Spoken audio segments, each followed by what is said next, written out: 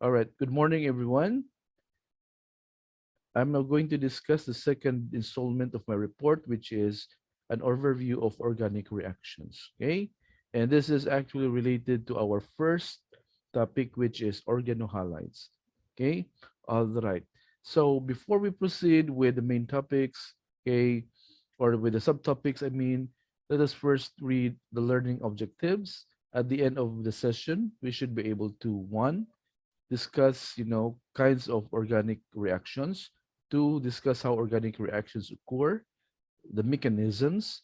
Three, discuss radical reactions. Four, discuss polar reactions. And five, an example or discuss an example of a polar reaction, which is the addition of hydrogen bromide to ethylene.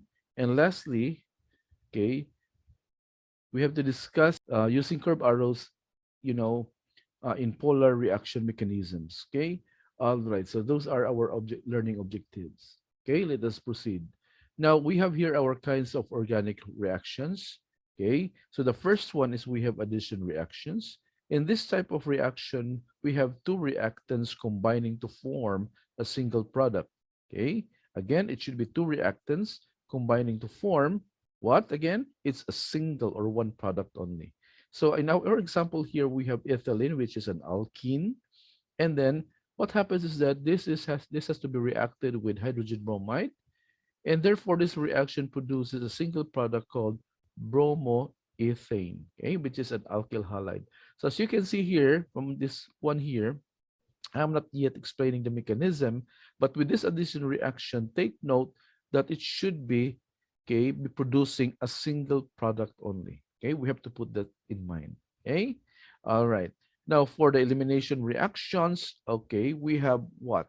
We have a single reactant which splits up into two products. Okay, so single reactant splitting into two products. Okay, so here as we can see, we have our example ethanol, an alcohol. Okay, and then this one here splits into two products by the aid of an acid catalyst. Okay, what is formed in the products? We have ethylene and alkene, and of course water. As you can see here, the HOH in the ethanol is the two combined together to form water. And of course, from ethanol, it becomes here in a product, okay, it becomes ethylene here. Okay, once the condensation process, has been met. Okay, all right. And then the third kind of organic reaction, we have the substitution reactions, wherein two reactants, again, two reactants exchanging parts to form two new products. So here, two reactants, they are going to exchange from one another, forming two new products. So our example here, we have a methyl acetate, which is an ester, okay? And then this reacts with water in this case, with the help of acid as our catalyst. So what we have produced so far is an acetic acid, which is a carboxylic acid, and another product, which is methanol and alcohol. Okay, so substitution reactions again, people, we have two reactants forming two new products. Okay, all right. And then the last one here, we have the rearrangement reactions, wherein a single reactant yielding an isomeric product through reorganization of its bonds and atoms. So again, it's about yielding an isomeric product. Okay, so we only have this reorganization. Okay, possibly of the reorganization of bonds and possibly reorganization of atoms. So in our example here, we have our reactant, which is dihydroxyacetone. Okay, and dihydroxyacetone phosphate in this case. So um, the product here is that there is a reorganization, okay, of possible products and the atoms. So in this case, what we have produced is a glyceraldehyde 3-phosphate. Okay, so same number of reactant same number of reactant in the product, okay, on the product side.